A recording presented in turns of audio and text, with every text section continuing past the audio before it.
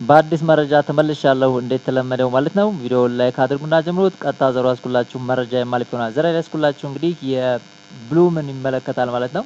ብሉም እንግዲህ አጠቃላይ ቶታል ቶክኖሚሱን አሳውቋል ማለት ነው። 1 ቢሊየን ቶክን ሰፕላይ እንዳቀረበ ተናግሯል። በጣም የሚገርመው ግን 20% ብቻ ነው ለኮሚኒቲ የፈቀደው እንደምትመለከቷት።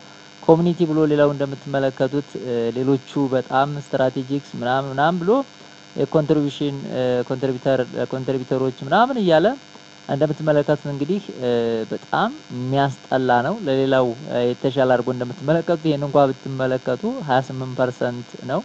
ይሄም 16% ነው።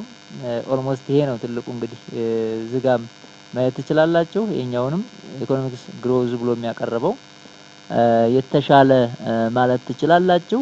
ስለዚህ ይሄንን እንግዲህ 20% ለመጀመሪያ ጊዜ ነው ማለት ትችላላችሁ። 20% እስካሁን ድረስ በተሰፕላያቸው ለኮሚኒቲ ያቀረበ ኤርድሮፕ የለም።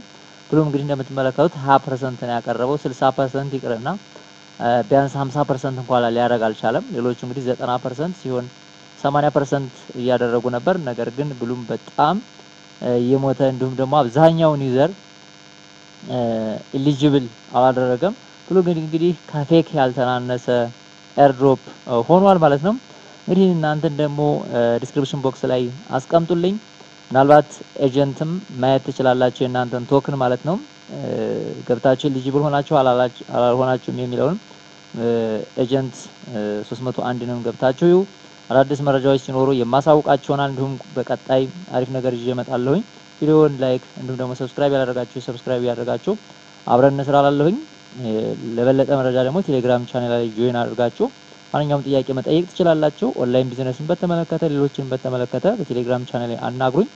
ማንኛውም ጥያቄ መልስላችኋለሁ የምንችላቸው ማለት ነው። መልካም ጊዜ። አመሰግናለሁ።